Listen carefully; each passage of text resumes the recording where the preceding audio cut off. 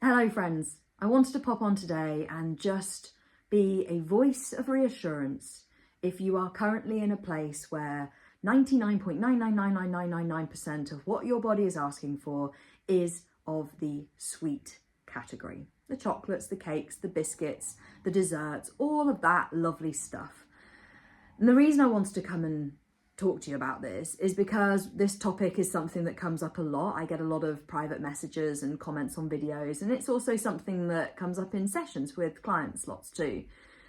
And actually, I remember personally finding this really hard, recognizing that in my own journey, a huge amount, the vast majority of my body's hunger and cravings was directed towards the sweet foods, and I felt a huge amount of fear and resistance to this, much of which was entirely eating disorder judgment, but there was also external driven worries of comments from other people or interactions with professionals that sowed seeds of doubt, and just all sorts of different settings and places and messaging which may create additional doubt and may feed the fear and the resistance and the concerns that the eating disorder has, that are already very much present in our brains thanks to the eating disorder. I remember that so clearly. I remember feeling like all I really wanted was sweets, chocolates, biscuits, cakes. That's what I wanted. That's what my body was screaming for. And I felt a lot of judgment to that. I felt like I should be having proper meals. I felt like I should be having, like well-rounded, balanced eating. I felt like all these different things that were coming in. I felt like I should be, yes, having those sweet things, allowing that, but surely I should also be wanting some savory stuff, and surely I should be having a bit more variety. And why is this? And how long is this going to go on for? Am I always just going to have intense cravings for sweet food? Is that ever going to change? Am I always going to be a bottomless pit for biscuits? Like, am I ever going to be able to just sit and have like a movie night with box of chocolates out and not just have my brain constantly in the box of chocolates? When will that change? And I just want to be a voice of reassurance right now, as someone who has lived in that and has moved through it and who is now recovered and now has a very much naturally, intuitively and authentic, balanced relationship and normal relationship with food, including sweet food. Now, I don't mean your eating disorder's version of balance, and I do not mean diet culture's version of intuition. I mean true food freedom, where actually when your body is no longer in an energy deficit and when your body is given unconditional permission to eat whatever it wants, whenever it wants, actually what very naturally happens is that your cravings normalize and balance out. And some days I'm really craving salty food and some days I'm really craving sweet food, and that just ebbs and flows. And that's the wonderful thing about the destination that you are fighting for, that place of eating disorder and food freedom, is that you won't have to think about that. You won't have to micromanage or microanalyze. It's something that will just be super easy and wholly intuitive. Oh, Roka is making an appearance again. You coming for cuddles? I do have the cuddliest dog in the entire world. I'm going to try and carry on doing the video with her here, but we will see if she is noisy or too fidgety for me to be able to concentrate. But anyway, basically, I was just wanting to do this video as your reminder, as somebody who has been in that place where my body was intensely craving all sweet things and has moved through that, and who has recovered, that actually you're not alone. You're not broken. I can't do that with her here, can I? You can't sit there, love. You're probably going to be taking up like half of people's screens if they play this video. So I'm just going to put you over there. Go on, you go and settle down. I just want to be that voice of reassurance that says it's okay. It is all right if that is the place that you're in, and that you can trust your body, and that actually what you need to do is to lean into that. If your body is asking for lots of sweet food, then that is the thing that you need to be eating lots of. And that actually what's really important in recovery is to directly challenge those eating disorder rules or those eating disorder suggestions or judgments that are coming up around balance and around too much sweet food. That actually what you need to do is go firmly in the opposite direction. I also think it's really important to mention in this video that recovery eating is not meant to look or feel like your recovered, normal eating. It's not meant to. Recovery eating is restorative eating. It's healing eating. It's a re-feeding process from a period of energy deprivation and restriction. Your body in recovery cannot spring from being over here to just here in the middle, where actually you've got that place of intuitive and authentic balance. It can't. What has to happen is your body has to go and that pendulum has to swing in the other direction. And what that often looks like for a lot of people, not everyone. So if there are people watching this who are thinking, I'm not craving sweet food, that's okay. Everybody is different, but I'm quite sure there's lots of you who are and may relate with this. And so what I want you to know is it's completely fine. It's part of that process, both in terms of the amount that your body is asking for and the amount that your body needs in order to nutritionally rehabilitate, but also the types of food that your body is asking for. That pendulum will swing in the other direction.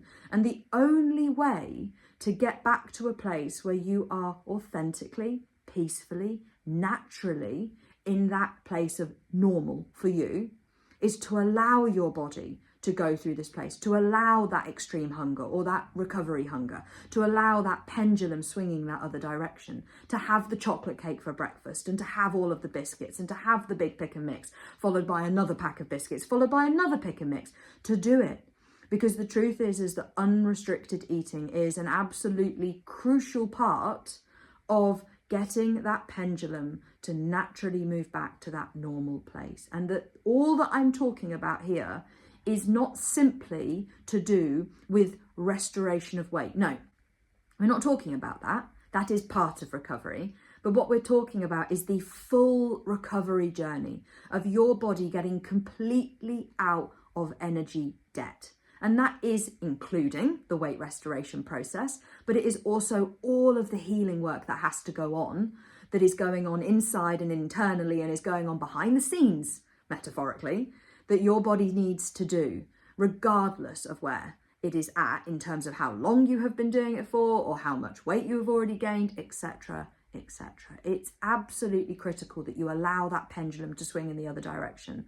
And actually, it's really sensible of your body to prioritize food that is high in energy density and is hyperpalatable, because that's a really smart thing for your body to do.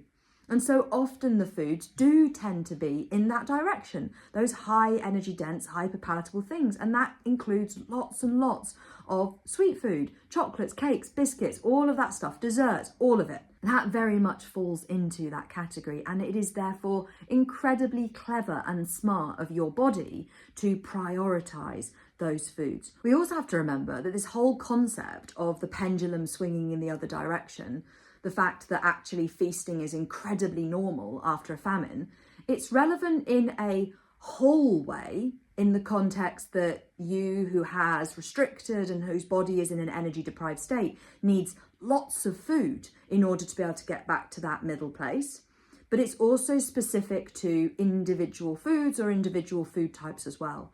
That actually, if you have restricted sweet food or a particular kind of sweet food, then actually what's really natural and normal is that when you reintroduce that food, your body goes, yippee, oh my goodness, we haven't had that. I want lots of it. That's really lovely. And actually that feasting response is super, super normal, both in the bigger terms to the more like whole energy deficit, but also to the specific areas where you have restricted. I remember this very much in my own recovery journey, that in general, I had extreme hunger as a response to restriction that had gone on, and that actually my body just wanted lots of food, but also very much there was particular focuses on specific foods that had been particularly restricted or that had very much gone onto the eating disorders avoid list.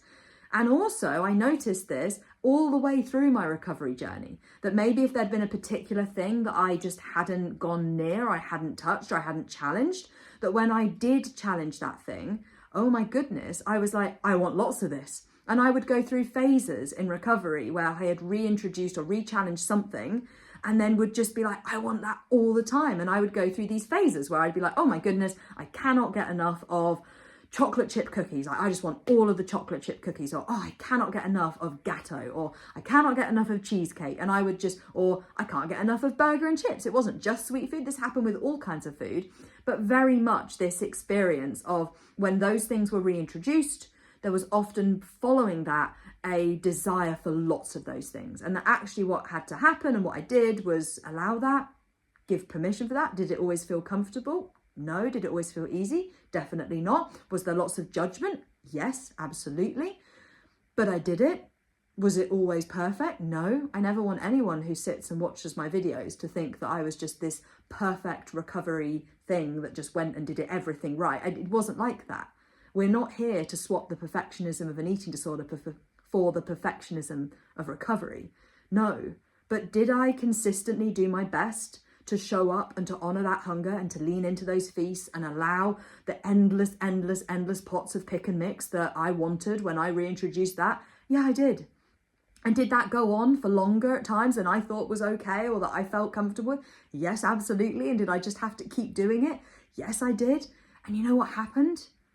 What happened was that I nutritionally rehabilitated, got my body completely out of energy deficit, rewired the judgments and those fears and the parts of my brain that were the neural networks for the eating disorder, and went back to that place where the pendulum is in the middle for me. So I just really wanted to make this video because I know that when I was going through recovery, I had a huge amount of fear about my bottomless pit for biscuits. And I had a huge amount of judgment for my never-ending desire, or seemingly never-ending desire, for pick and mix, and my insatiable appetite for cheesecake, and all of these things. And I felt very conscious of this, particularly, as I mentioned at the start, with the presence of judgment maybe from external people, from professionals, from messaging in media, which can amplify or mirror the judgments and fears that are already there internally from that eating disorder mindset.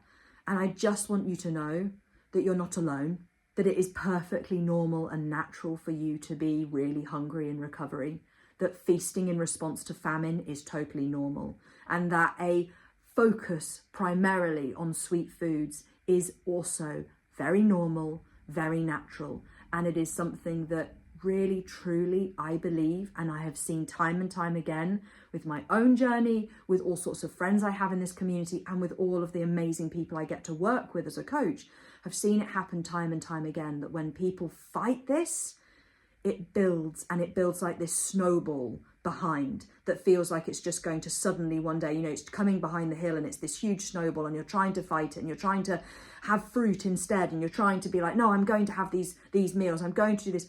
And that actually, if you allow it and you listen to it, what happens is that you eat lots of sweet food, and that, yes, that may bring up all sorts of stuff. It may be frightening and scary, and there may be huge amounts of guilt that you have to sit in, and a big storm that comes with it in terms of the eating disorders backlash. But that actually, when you zoom out, what happens is that you go through that and you get through it.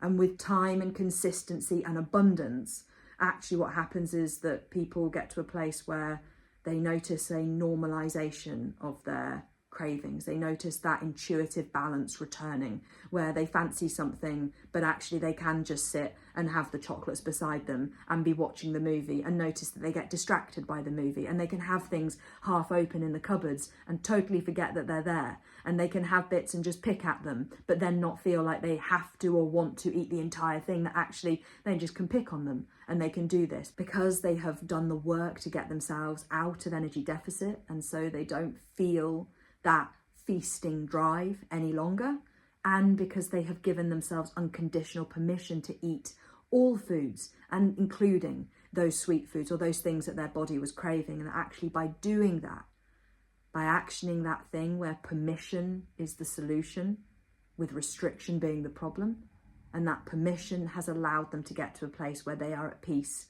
with those things. And that's not something they have to micromanage or microanalyze, it's just something that is.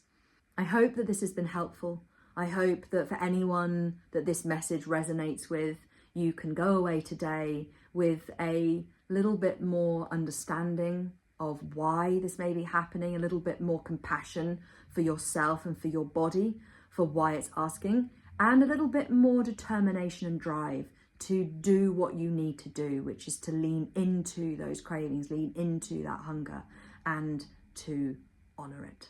So thank you so much to each and every one of you for your support of me and this channel. It really does mean the world to me. And wherever you are, whatever you're doing, I hope you have a wonderful day. Till the next time.